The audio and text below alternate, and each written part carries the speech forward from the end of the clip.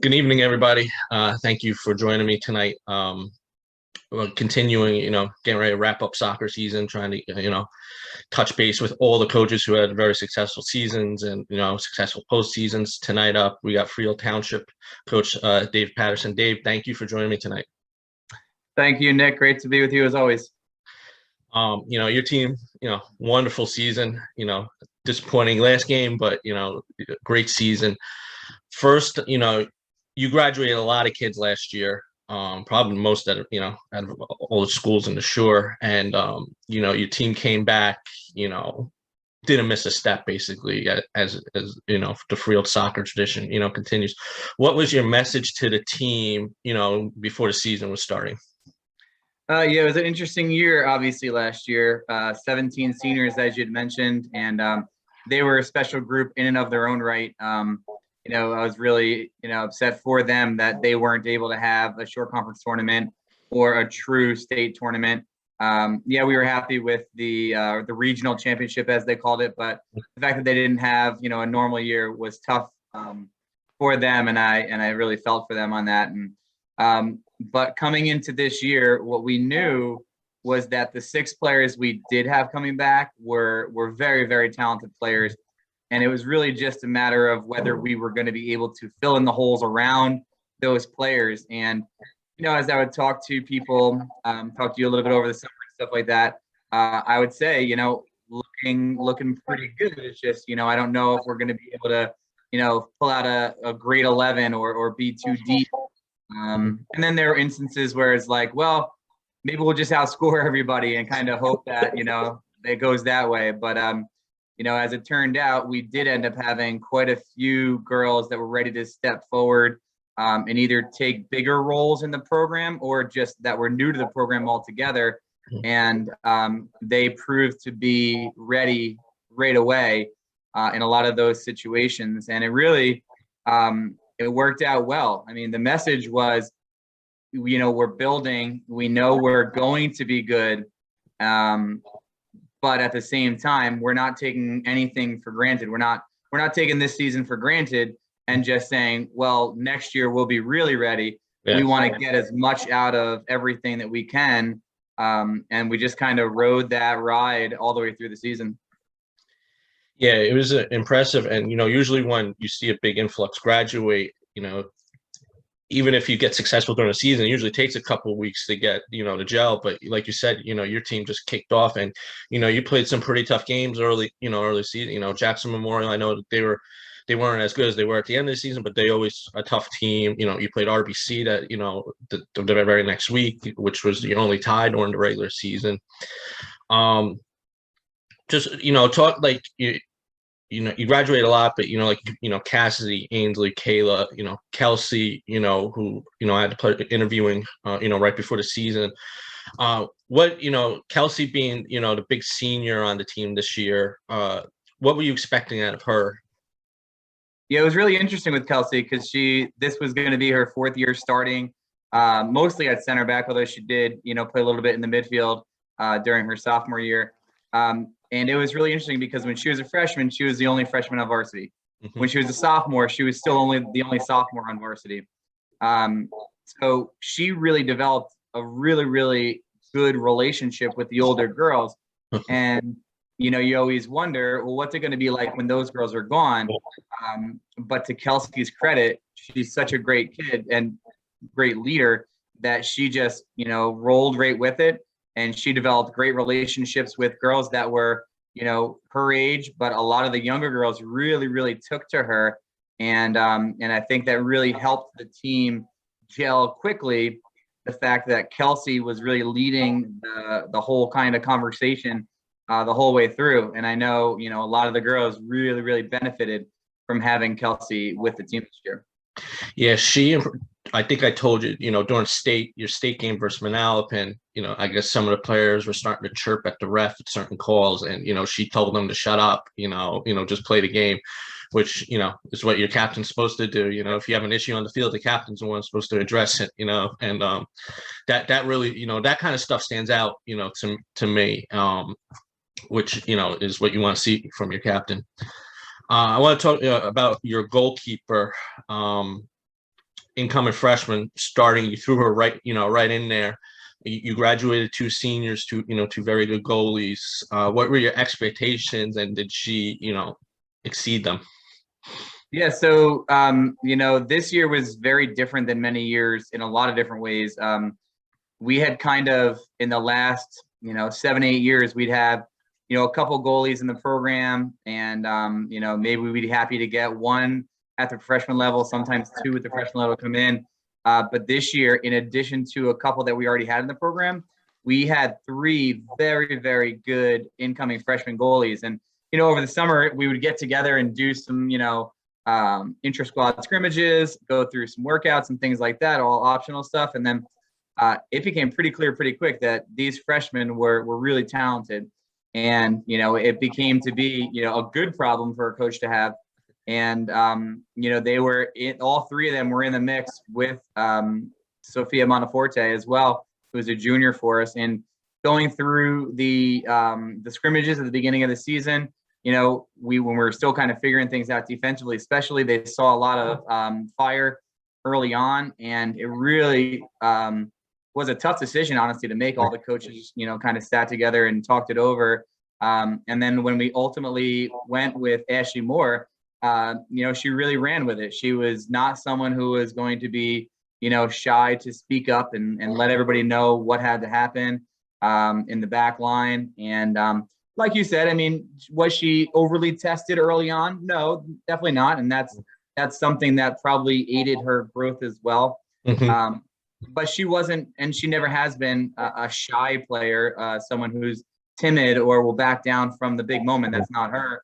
And so as the season wore on and we started to get tested in big spots, she was ready and she stepped right up. And when we had our postseason interviews, I had the conversation with her. I said, listen, you had a fantastic rookie year with us. You made every save you were supposed to make. Mm-hmm.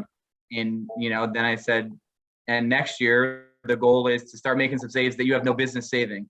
Start making some game-changing saves and things along those lines. And she's the kind of kid who's going to put in the work. She's the kind of kid who wants to improve, who wants to be better, and she's going to continue to do that.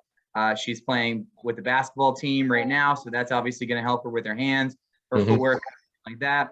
Love the multi-sport athletes. And, when she's training with her goalkeeper coach, her club team, or when she gets back with us next summer, I'm expecting just that. I'm expecting her to be even better, even more confident, even better of an athlete.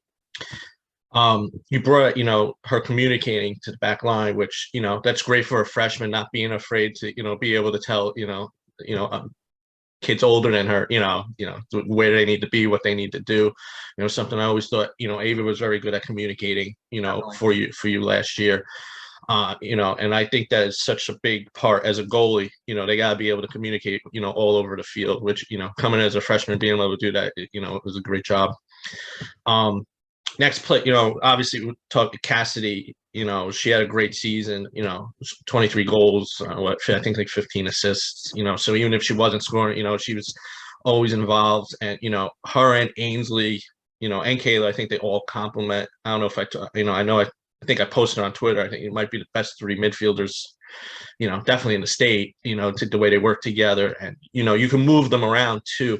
Just, talk about the cat, she was just named to the All-American, All-American team.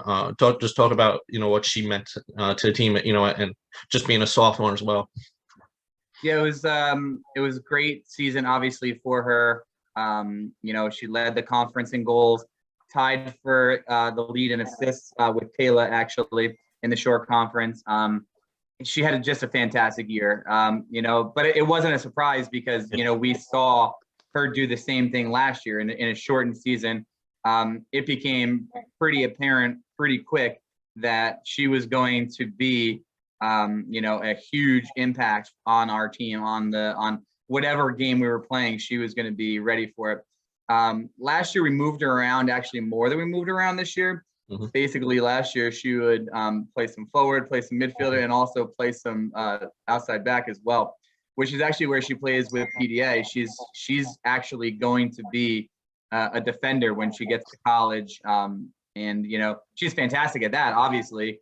And, at times we consider doing those kinds of things, but for us, she's so dynamic offensively and so hard for teams to match up with that we really, love to have her, whether we're playing her at the number 10 spot or a wing or a center forward spot. She causes matchup problems all over the field. And, we've liked to move her around because it makes teams harder to game plan for. But yeah, she's scored some incredible goals. She's scored some hustle goals. She kind of does it all. And like you said, 15 assists. She's not a selfish player. None of the girls are. She wants what's best for the team, just like all the girls do. And it doesn't matter who scores. That's why we have, I think it's like 5 goal scorers with more than 10 goals this year, because everybody has that mindset of it doesn't matter who scores as long as the team scores, as long as we get the win. Yeah, I got that sense, the States, what was the school you played where you were winning and then losing? Grand Caucus Valley. Yes. You had to lead, came back, and big players step up. She put the tying goal in, and Kayla, puts the game-winning goal in. And it's what you expect, from those players. And we'll get to Kayla, but for Ainsley, to me, she had a very good postseason. In states, a lot of big goals. Was against Toms River. She had that. Yeah, I think it was Toms River that really nice. Cassidy had the ball and then passed it, and then Kelsey did a little foot move and then just put it in the back of the net from like 25, like it was over 20 yards. Yeah, nice footage strike. Yeah, it was a gorgeous goal. Just to talk a little, about Ainsley and her progression from freshman year. Yeah, Ainsley, she had a great freshman year. Maybe she got a little bit. Didn't get the headlines necessarily that Cassidy got, but we knew that she was a very, very talented player. Last year, I want to say it was 8 goals and 5 assists or something along those lines. But coming into this year, we knew what we had in Ainsley, and she was a little bit taller, a little bit stronger, and even more confident, which is incredible because she was fantastic last year. But as far as technical, touching the ball, going 1v1, things like that. It's hard to find somebody at the high school level that's as good as Ainsley is in that spot. And she was very timely in a lot of the goals that she scored. She had the game winner in a 1-0 game at Rumson. She had the game winner in a 1-0 game against Mid-South.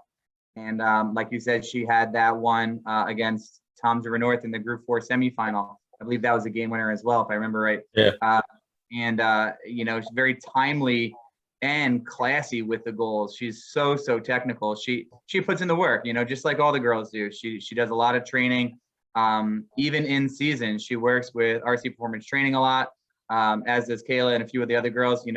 They'll go to practice with us after school, and then they'll go and they'll put in some extra work, whether it's with RC or on their own, go find the wall. She's someone who has very, very high standards for herself. And it's that reason that she, is the player that she is, honestly. And her and, Cassidy both got invited to the U.S. training camp, right? That in, 2 months ago now probably happened. Yeah.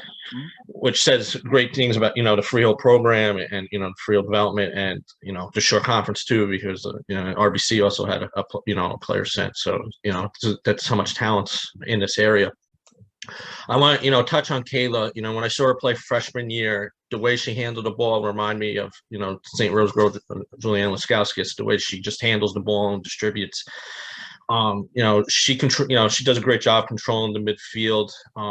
Junior, just finished her junior season. What do you think, expect out of her, next season, being one of the senior leaders?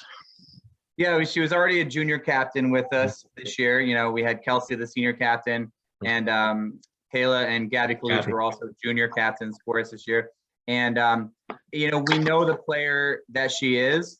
She's the same player that she was freshman year. The only thing is she understands and believes it now herself that she's not just a one-way player. When she was a freshman, and even a little bit more as a sophomore, she would kind of sit at the number 6, the defensive center mid position, and just kind of clean things up back there and then distribute.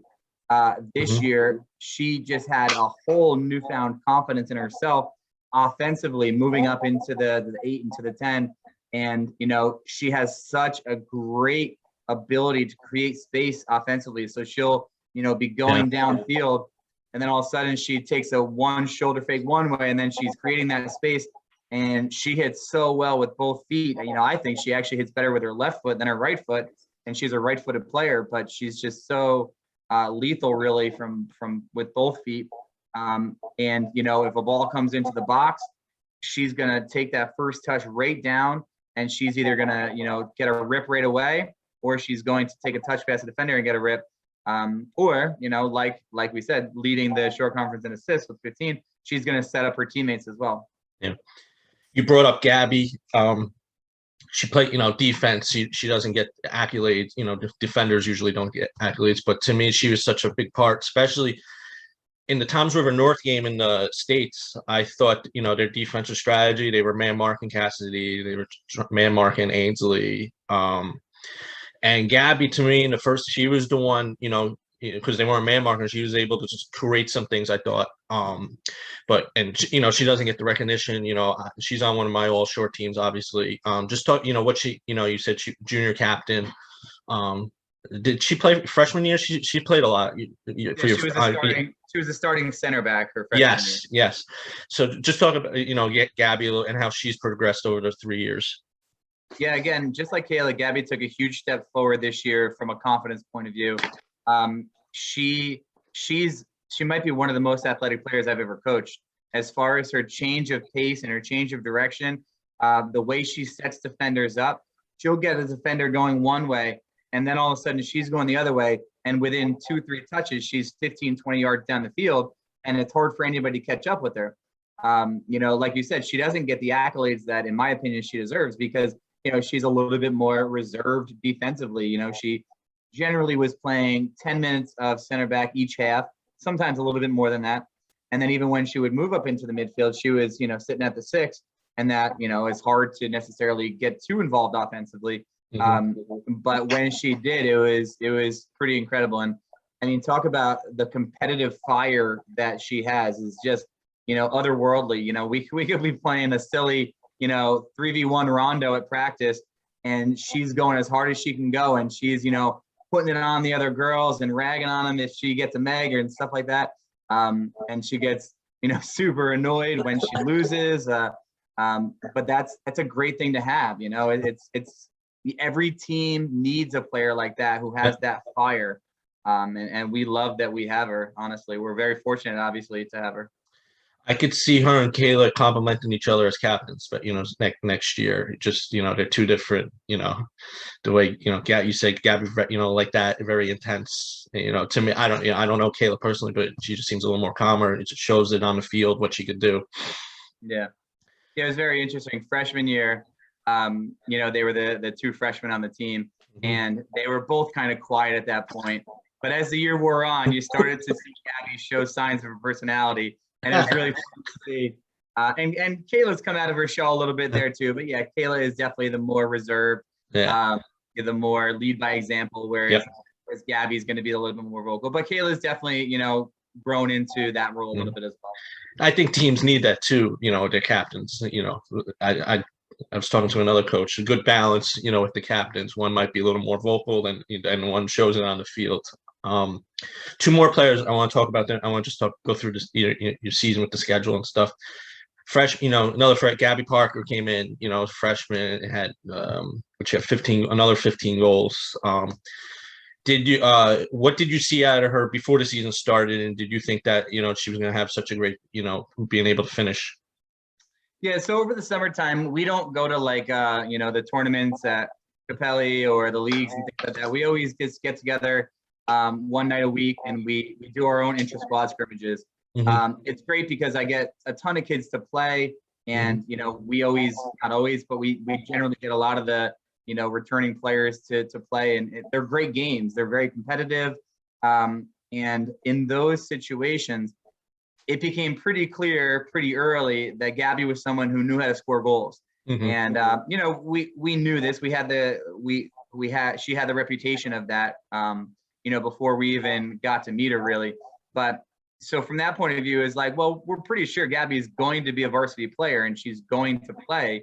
To what extent, that kind of needed some time to figure out.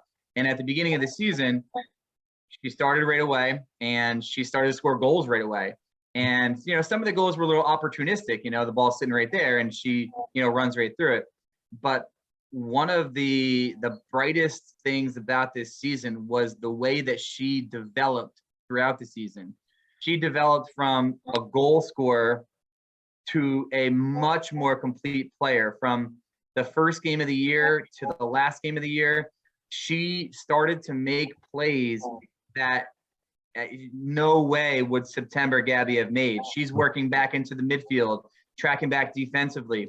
She's winning 50-50 balls. She's holding the ball up on top. She's making passes, pinpoint passes. I always go back to the Shore Conference semifinal game. We're down 1-0 late to Manalapan. Gabby wins a 50-50 on the right flank. Another thing, she wouldn't have played on the right flank. She was a central forward for much of the season, but she found herself on the right flank and she won a 50-50, found Cassidy just in stride, and then she ripped it. And that was for the game tying goal. And then she also helped set up the game winning goal.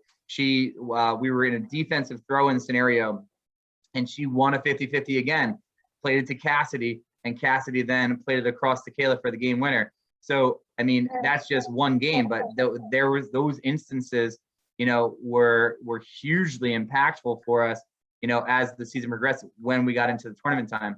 And then she had that, very traumatic injury in the Group 4 semifinal, where she landed very, very awkwardly on her back and ended up actually going to the ER in the ambulance. And obviously, things worked out. It was just a bad bruise and stuff like that. And she, got herself ready for the final and just gutted it out. So it says a lot about her mental strength as well as her physical strength to take that on. She's another player who's playing basketball right now too, and looking to contribute to that program too. So just a phenomenal kid, and really looking forward to the next 3 years with her to continue seeing that growth.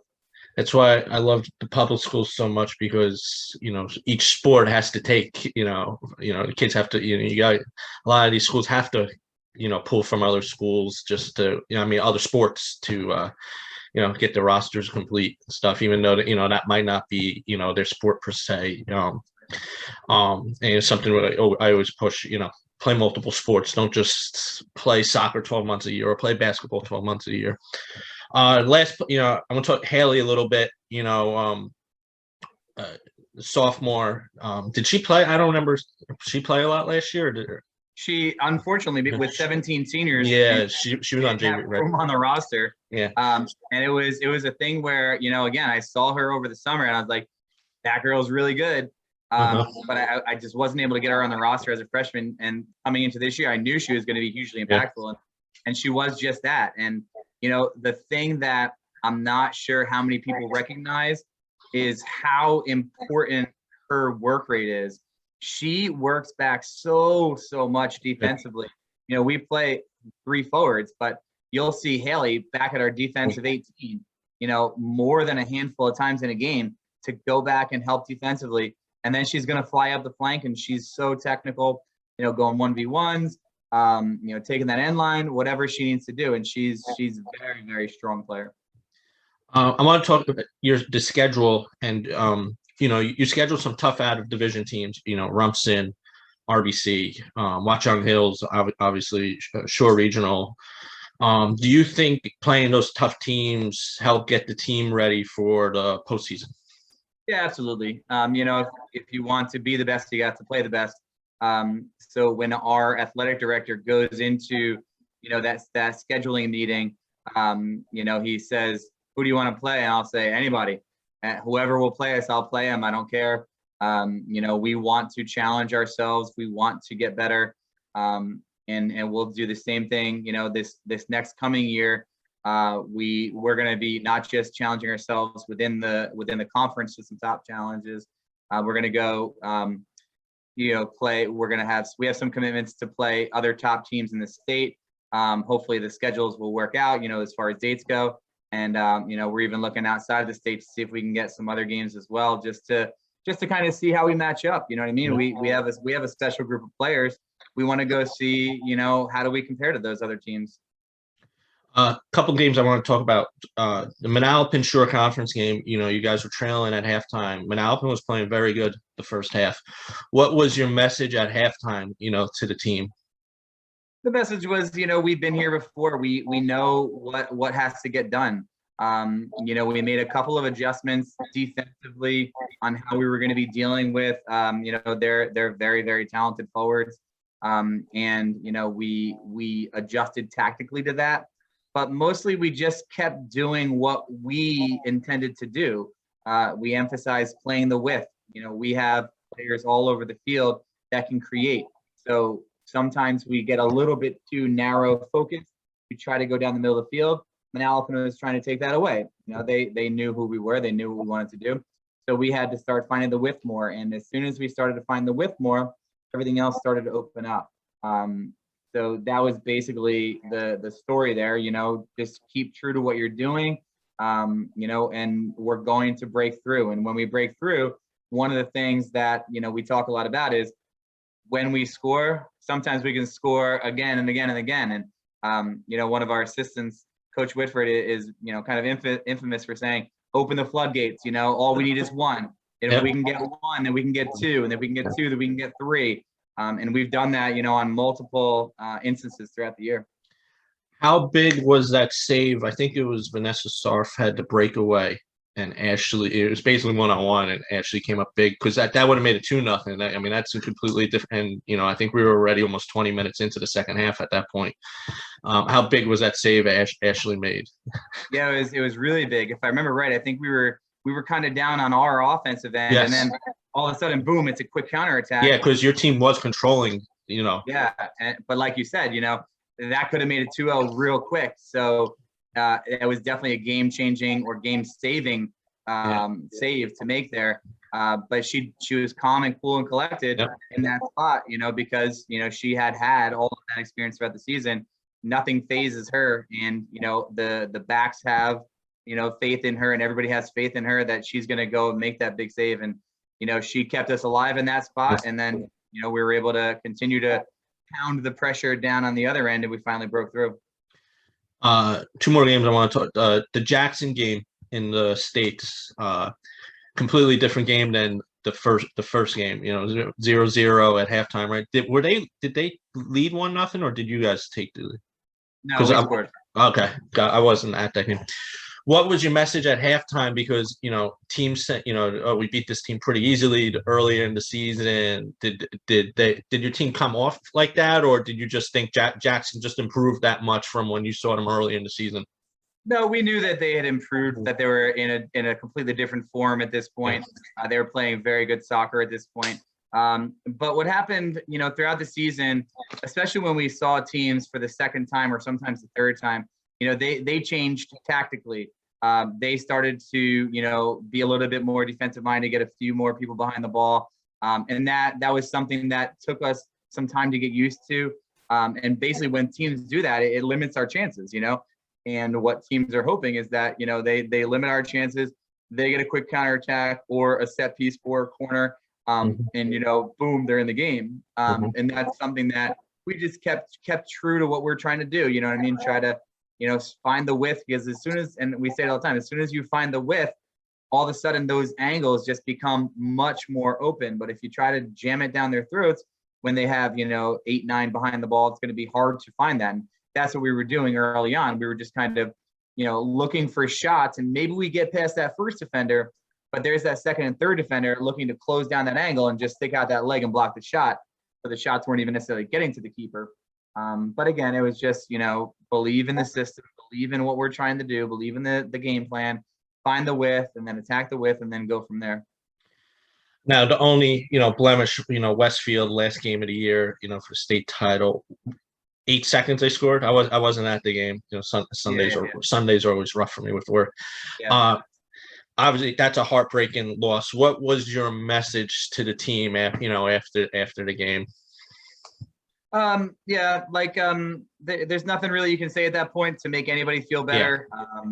when the buzzer went off at, with all the zeros up there, I looked around and I'm like, I have to get to everybody. I have to try to talk to everybody to pick everybody up. Yeah. And obviously you can't get to everybody. So it's like, okay, let's triage who needs my attention the most, who needs to just kind of be left alone. Yeah, because you got players that just don't want to talk. Yep. Yeah, to deal with it. But once we had that moment, it was like, just be there for each other. This is painful. This is something that it wasn't planned. Not that we went in overconfident. We knew Westfield was a very good side. Yeah. And we knew it could have gone that way. It was a pretty even game, honestly. There were periods where we controlled play, periods where they controlled play. And they happened to be able to get the one in, at such a, opportunistic time for them. But it was, be there for each other was the message, for the seniors, yes, we only have 3 seniors, but, this was their last game. Be there for them. Thank them for everything they contributed. For the underclassmen, yes, be there for each other, but remember this feeling, because, nothing's guaranteed. We don't know coming into next year if we're going to be able to get back to that spot. Obviously, hopefully we do. But, we need to remember this feeling to have it fuel us going into next year. Remember what those headlines say the next day. Watch that goal over and over and over again to make sure that we don't put ourselves in those situations again. We have a kind of a motto. We have a few mottos, but, leave no doubt. The goal is always leave no doubt on the game that we're the better team. And we didn't do that day, for whatever reason. There was doubt in who was the better team. And obviously they got the result. So it's hard to argue with results at that point. You started off the season. I think I had you 6th. I don't know what APP. And as your team moved up in the conference, what APP have you? 8. It was, you graduated a lot of kids. Obviously, that was one reason I had you a little lower. Obviously, the team better. You moved up, eventually became 1 in the Shore. Then eventually you became 1 in the state, and then you're moving up to national rankings. How did that make your team feel, during the season as, getting the recognition that they deserved? We talked a lot about it, whether it was before practice or after a game or something like that. Each week that we kind of kept climbing up those charts, it was easy to motivate yourselves. You started out here, and then all of a sudden you win a couple games, now you're here, but you're fighting to get to here, and you keep fighting to get higher and higher. And then all of a sudden, when we reached, number 1 in the state, it was like, well, this feels different. That was the first time that our program had been number 1 in the state. This is my 12th year, but this, we've had some very, very good teams. We've been up to number 2 in the state in 2017, number 4 in the state in 2015, and 2011 as well, I believe. So we've been up there, but we've never actually reached the top of that mountain. And honestly, it felt different. It felt different because what are you chasing at that point? It's always good to have some external motivators to work towards. And when we reached that peak, it was like, okay, well, now we have to learn to play with this on our back. We always kind of expect that we're going to get people's best games and things like that. But now when you're the number 1 team in the state, everybody wants to be the number 1 team. Yeah, the bullseye's on you now. Exactly. So it took a little bit of, time to mentally get there. But as soon as we got there and we're like, okay, no, this is who we are, and we started to play like it and believe it, then it became a whole new mentality. And we had a taste of it. Obviously, I think we were number 1 team in the state for, 5 or 6 weeks or something like that. And then obviously it was taken away from us there in the last 8 seconds of the state final. But, going into next year, we know what that feels like. And, whether they put us number 2 in the state preseason next year or wherever they put us, it doesn't matter. We know where we want to be. We know where we can be. And we just have to make sure we leave no doubt to get there. That was going to be my final question. You're probably going to be ranked 1 in the Shore, preseason. How are you keep the team motivated, to stay there? Because, this season you didn't start with the target on your back, but you definitely ended with it. You're going to probably start next year with the target right on your back. Yeah. I mean, there's going to be a lot of good teams next year. Yeah. We know Tom Zero North is bringing back, 2 of their best players. We know RBC is bringing back a ton of players. Make no mistake, Manalapan's bringing back a lot as well. So there's going to be a lot of good teams out there.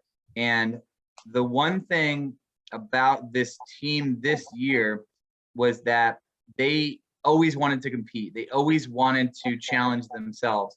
And there was never a moment of, okay, we got this one. We don't really have to show up for this one. They never had that. So what they did this year just has to carry over to next year. You know, we have to keep that mentality of we have to go out and earn everything. Nothing's going to be given to us, because the second you think you have something, somebody else is going to come who's hungrier and they're going to take it away from you. So with not only the senior leaders that we're going to have next year in Gabby and Kayla, I expect Cassidy and Ainsley to take huge steps forwards in that leadership, to not let anybody, think that we have it in hand. And just the experience that everybody's had this year, whether you're talking about Haley or Gabby Parker up front. I haven't mentioned Danielle Howard, who's a fantastic player for us as a freshman year this year. She's someone who is a true midfielder, but it's just hard for her to find time in the midfield with our middle three. But she stepped up and was incredible for us on the outside back position. Filled a need that we had and just did it flawlessly, honestly, throughout the season. She's coming back with a ton of confidence. Ashley Moore coming back with a ton of confidence. Sophie Tonino, who was basically the first player off the bench just about every game, she's coming back with a ton of confidence. Grace Maraglia is another player who, didn't start but played huge minutes and played a huge role for us. So the fact that we're bringing back so many players that played huge roles for us really kind of makes us feel confident that we aren't going to have those kind of, well, we got this one kind of moments. We're not going to have that. We're just going to have, all right, let's go get it, and there's good teams out there. And I'm not saying we're going to go through the season, and that's not even the goal, honestly. The goal is to, just end the year number one, and however we get there, we get there. That's basically what the way we're looking at it. All right, Coach, I appreciate you, taking time out tonight. I wish you and your family have a happy Christmas, and obviously we'll be in touch. Yeah. Good luck. I'll probably see you at the fields in the spring season. Yeah. Thank you so much. Thank you for all you do for girls soccer this year conference. Yeah, I wish I got to the All-Star game, but Friday's my only full day off, and I was running around. I didn't get home till like 6:45, and I wouldn't have gotten up there until it would have been halftime. But I heard it was a fun time. It was definitely fun, and honestly, it's a great experience to talk to other coaches that normally it's like, all right, when I see Coach Garrettson at Manalapan, it's Freehold Township versus Manalapan, and those aren't the kind of laugh around, joking kind of moments necessarily. But to see him in that kind of light is different, and to see the other players again, we compete against them, but to see them as people when they're quote unquote on your team is totally different. It's a lot of fun, great experience. Yeah, I'll definitely next year. I'll be there next year. So, but I was getting text messages all night with updates and stuff. It sounded like a really fun game. Good comeback by Ocean, and good way to end an All-Star game. I think 4-4. Yeah, definitely. I went 2 years ago, and that was a bloodbath. I think it was 7-1 or 8-1 or something like that. So yeah. So all right, thank you, Coach. I'll let you go, and have a happy holidays. Thanks, Nick. You too.